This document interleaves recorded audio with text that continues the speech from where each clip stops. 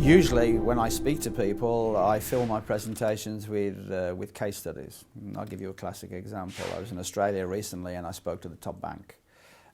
On the way to speaking to this bank, I was in the taxi reading the front page of the Sydney Morning Tribune, and the whole page was entitled Lifestyles of CEOs.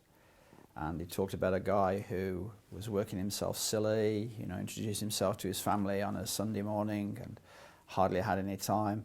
When he went in the front door, his little children were waiting for him. He stepped over to them.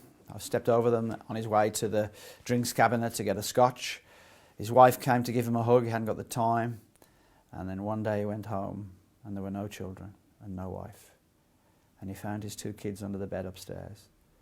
And he lifted the quilt and his 3-year-old looked up at him like a rabbit caught in the headlights. And he said, "What are you doing under there?" in an angry tone. And she said, "Daddy, we're frightened of you." And his 5-year-old daughter handed him a piggy bank. And she said, "This is for you, Daddy." He said, "What's that?"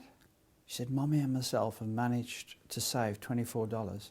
Could I buy some of your time to help me with my homework?" His wife came out and said, "Is it worth it? Is it really worth it?" He did something dramatic. He actually built a shower at the end of his garage, and from that day onwards, after that was finished, he went into the shower, spent 10 or 15 minutes in the shower, put his jeans on and his sweats and came out and greeted the family with some love and affection.